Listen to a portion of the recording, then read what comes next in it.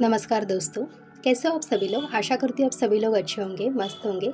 तो दोस्तों last time मैंने बताया था आपको कि हम बात करेंगे थर्ड आई पे, है ना। थर्ड आई क्या होती है। अभी हमने जैसा देखा है कि भगवान शिव को हमें दिखाया गया है कि थर्ड आई होती है, तीसरी आँख होती है और बहुत सी हमें बातें उसके बारे में पता भी है, थर्ड आई के बारे में, और नहीं भी पता है। ठीक है, तो आज हम वही जानने की कोशिश करेंगे दोस्तों इस वीडियो में। तो लास्ट तक ज़रूर देखिएगा और जो भी आपके विचार है कमेंट में ज़रूर बताइए। और आप वीडियो अगर अच्छा लगा तो प्लीज़ वीडियो को लाइक ज़रूर कीजिएगा दोस्तों, और शेयर भी कीजिएगा। तो आइए दोस्तों स्टार्ट करते हैं फिर। तो जैसे कि हम बात कर रहे हैं अभी तीसरी आँख पे, है ना। तो देखो दोस्तों, क्या है ना, हर इंसान के पास में तीसरी आँख होती है, लेकिन बहुत कम लोग जानते हैं कि यह सिर्फ कोई कल्पना या कथा नहीं, बल्कि एक गहरी आध्यात्मिक सच्चाई है। और ये सच में है।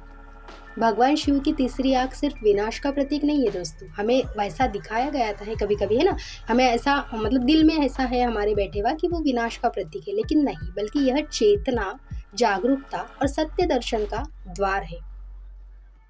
अब तीसरी आँख माने क्या है। अब तीसरी आँख बोले तो आज्ञा चक्र, जैसे हम 7 चक्र देखते हैं ना, तो मूलाधार, स्वादिष्ठान, वैसे आज्ञा चक्र जिसको हम कह सकते हैं। तो जो हमारे साथ क्राउन चक्र भी इसको बोल सकते हैं हम इंग्लिश में। तो आज्ञा चक्र जो हमारे माथे के बीच स्थिति में होती है ना। इसे ज्ञान, अंतर्ज्ञान और आत्मा की दृष्टि का केंद्र कहा जाता है। जब ये जागृत होती है तो व्यक्ति बाहर की दुनिया से परे जाकर भीतर का जो सत्य है उसे देख पाता है। यह हमें साधारणतः आंखों से परे देखने की क्षमता देती है, सत्य, चेतना और ऊर्जा का अनुभव करने की शक्ति देती है। कभी कभी किसी को ना दोस्तों, एक यहाँ पे एग्जाम्पल दूंगी आपको, कभी कभी किसी को ना इंट्यूशन आते हैं। अब मैं अभी मेरा ही एग्जाम्पल बताती हूँ। मैं बहुत बार आपको बताती हूँ ना कि मुझे सपने में ये सब दिखे, ये सारी चीज़ें। एक्चुअली होता कैसा है ना, जब हम ध्यान की स्थिति में जैसे जैसे आगे बढ़ते हैं, उसमें हर एक चीज़ का अभ्यास होता है। तो जैसे जैसे हम उसमें अभ्यास करते हैं ना, तो वैसे वैसे ना फिर हमें वो इंट्यूशन पावर आती है। मतलब कि जैसे हमने देखा है बहुत बार, अगर अभी हमने तो फिलहाल सीरियल में ही देखा है कि भगवान शिव को कुछ होने, विनाश बोलो या अच्छी घटनाएं होने के पहले वो उनको दिखाई देती है ना। तो उनका तो अलग ही है, मतलब उनका वो उनकी चेतना, मतलब वो तो भगवान शिव परे है, परमात्मा। लेकिन हमारे भी अगर नॉर्मल इंसान को भी कभी कभी ऐसे इंट्यूशन आते हैं ना दोस्तों, तो ये तीसरी आँख के ही होते हैं, है ना। अब मुझे कैसा सपने में बोलो वो चीज़ें पहले से ही होती है, दिखती है। अब चाहे वो अच्छी हो, बुरी हो। अब कभी देखो अच्छी दिखी तो हम बड़े खुश हो जाते हैं, लेकिन बुरी दिखी कि वो फिर एक अलग सा महसूस होता है, मतलब टेंशन जिसे हम कह सकते हैं। लेकिन होता है, अभी उसको हम टाल नहीं सकते, है ना। लेकिन वो होता है, कब होता है, जब हम धीरे धीरे ध्यान की स्थिति में आगे बढ़ते हैं। तो ये नॉर्मल इंसान, जैसे नॉर्मल यहाँ पे कोई नहीं, हम सब भगवान ही है, तो ये सारे के पास में होती है और सबको ये दिखता है। लेकिन उसको सिर्फ देखने का जो है एक अभ्यास अगर हम करते हैं तो वो सबके पास में वो शक्ति आ जाती है। अब भगवान शिव और तीसरी आँख का क्या मतलब है यहाँ पे हम समझेंगे। अब शिव की तीसरी आँख का खुलना अज्ञान और असत्य का नाश, है ना। तो इसका अर्थ ये है, जब जागरूकता आती है तो भ्रम और मोह भस्म हो जाते हैं। जब हम पूरी तरह से जागरूक होते हैं, जब तीसरी आँख खुलती है, तब हमें समझता है कि ये जिस स्थिति में अभी हम रह रहे हैं वो तो सारा एक मायावी है ना। अब 5-10 मिनट के लिए किसी भी चीज़ के लिए खुश हो सकते हो, एक दिन के लिए खुश हो सकते हो, लेकिन पता है कि ये परमानेंट सुख नहीं है। परमानेंट सुख जिसको हम तीसरी आँख यहाँ पे कह सकते हैं, वो जब वहाँ से हम देखते हैं परे जाके, तब हमें पता चलता है कि भाई परम सुख क्या है। तो जो हम कहते हैं ना कि तीसरी आँख खुलना माने मतलब जैसे कि भगवान शिव की तीसरी आँख खुली तो भाई भस्म होता, सारे ये होता है, तो वो नहीं। वो क्या होता है ना, हमारे अंदर का जो एक जिसको हम भ्रम कहते हैं वो भस्म होता है, जो कि जिसको हम मायावी जाल कहते हैं, मायावी शक्ति कहते हैं, है ना, मोह माया, वो भस्म हो जाती है। तीसरी आँख शिव के भीतर की परम चेतना का प्रतीक है। जब हम ध्यान करते हैं तो उसी शिव तत्व को अपने भीतर अनुभव कर सकते हैं। तो ध्यान और तीसरी आँख का क्या संबंध है। अब ध्यान तीसरी आँख को खोलने की सबसे प्रभावी कुंजी क्या है। ध्यान के समय जब हम आंखें बंद करते हैं और मन को शांति में लाते हैं, तो धीरे धीरे माथे के बीच एक प्रकाश या ऊर्जा का अनुभव होता है। यह कोई कल्पना नहीं, बल्कि साधना और नियमित अभ्यास से मिलने वाला अनुभव है। ठीक है। कुछ लोगों को नीली, बैंगनी या सफ़ेद रोशनी दिखाई देती है या तीसरी आँख के जागरण की निशानी मानी जाती है। किसी किसी को ना बहुत बड़े ऐसे प्रकाश को कोई ऐसे कलर्स दिखाई देते हैं। किसी के भी उस समय उस तीसरी आँख में जब वो खुलती है तो तब किसी भी मास्टर के बोलो या किसी भी जिसको अभी हम भगवान कहते हैं तो उसको हमारे गुरु तो हर एक को मास्टर ही कहते हैं। तो वैसे मास्टर लोगों के दर्शन होते हैं तो जिसको वो हमें मतलब उस तीसरी आँखों से वो सारी चीज़ें हमें फिर धीरे धीरे ध्यान में उस अभ्यास की स्थिति में दिखाई पड़ती है, ठीक है। तो ये जब तीसरी आँख प्रॉपर तरीके से खुलती है ना तो ये सारी चीज़ें होती है। अब जैसा कि यहाँ पे हम 2 मिनट के लिए एक साधना करेंगे। अब जिस स्थिति में हो वहाँ एक आराम से बैठो, आप आँख बंद करिए दोस्तों, ध्यान को सांस पर ले आइए। अब धीरे धीरे ध्यान को माथे के बीच ले जाइए। अब कल्पना करिए कि यहाँ एक सफ़ेद या नीली रोशनी जल रही है।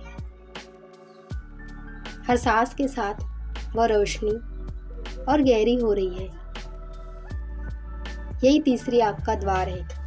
सिर्फ क्या करना है, अपने श्वास जो सांस है ना, श्वासों के ऊपर ध्यान देना है, बस आती हुई सांस जाती हुई सांस, बाकी कुछ करना है। और देखो ये जो तीसरी आँख का वीडियो जस्ट मैंने एक इन्फॉर्मेशन के लिए लाया है दोस्तों, ठीक है।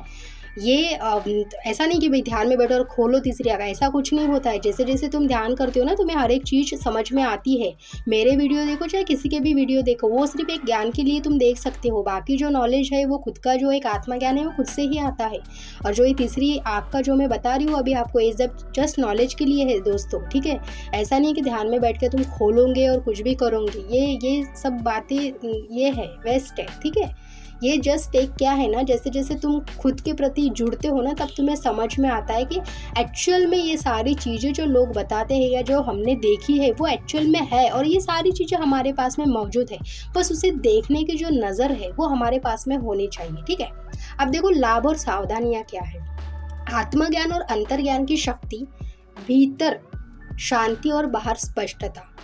अब इसके लाभ और सावधानियां मैं बता रही हूँ। अब देखो क्या है ना, आत्मज्ञान और अंतर्ज्ञान की शक्ति हमें आती है, भीतर शांति और बाहर का जो स्पष्ट जो भी चीज़ है वो हमें दिखाई पड़ता है। नकारात्मक विचारों और जो डर का नाश है वो भी हम समझ सकते हैं, जीवन में सच्चाइयों को पहचान सकते हैं उसको, और वो पहचानने की हमारे पास शक्तियाँ आती है ना। अब ये हो गए लाभ उसके। अब सावधानियाँ क्या है, तीसरी आँख खोलना कोई खेल नहीं है, इसे जल्दबाजी में करने की कोशिश नहीं करना, मैंने जस्ट अभी बताया आपको, है ना। नियमित ध्यान, शुद्ध आहार और सकारात्मक विचार इसके लिए बहुत ज़रूरी है। केवल जिज्ञासा के लिए नहीं करना है, बल्कि श्रद्धा और अनुशासन से ही साधना करनी चाहिए, है ना। और तुम प्रॉपर पूरी श्रद्धा से अगर कोई भी साधना करते हो ना दोस्तों तो वो डेफिनेटली उसका फल जो हम कहते हैं वो ज़रूर मिलता है। और चलो इस जन्म में तुम्हें नहीं कुछ, अब तुम ध्यान कर रहे हो प्रॉपरली, इस जन्म में अगर तुम्हें कुछ वो सारी चीज़ें नहीं भी दिखाई पड़ती है, लेकिन अगर इस जन्म में तुम ध्यान करके वो सारा अभ्यास करते हो तो डेफिनेटली अगले जन्म में ऐसा होता है कि तुम थोड़ी सी भी अगर ध्यान में बैठते हो, थोड़ी सी भी साधना करते हो तो प्रॉपरली तुम्हें वो इंट्यूशन आने लगते हैं, ठीक है। क्योंकि तुम्हारा पिछले जन्म का, इट मीन्स अभी ये जन्म का इतना ध्यान हुए हुआ है, इतना अभ्यास हुए हुआ है कि तुम्हें पिछले जो आने वाला तुम्हारा जन्म होता है उसमें तुम्हें ये सारी चीज़ें करने की ज़रूरत नहीं पड़ती। थोड़ा सा ध्यान में बैठ के साधना करके तुम ये सारी चीज़ें अचीव कर मतलब उसको देख सकते हो। अभी मुझे समझ में आ रहा है धीरे धीरे कि मुझे ये सारी चीज़ें जो सपने मैंने बताया था, बीच में बाढ़ दिख रहा है ना, बहुत सी चीज़ें मुझे अब ऐसे मैंने लिखे नहीं वो सपने वगैरह मेरे, लेकिन मुझे भी बहुत सारे ऐसे जब से मुझे समझ आई है और समझता है तब से मुझे ये सारी चीज़ें बहुत समझ में आ रही है दोस्तों, और दिखती है। और तब मुझे पता चला कि ये सारी चीज़ें अभी क्या है। अब इसको ज़्यादा एक्सप्लेन नहीं करेंगे हम, लेकिन अभी आपको इनडायरेक्टली वे में समझ तो आ रहा ही होगा, है ना। अब इसका थर्ड आई का जो हमने अभी सारा थोड़ा सा इन्फॉर्मेशन मैंने बताया है, इसका एक कंक्लूजन यहाँ पे निकलता है कि देखो तीसरी आँख हर इंसान के पास होती है, ये हमें पता है, हर आपके पास में भी है, हर इस इंसान के पास है ना।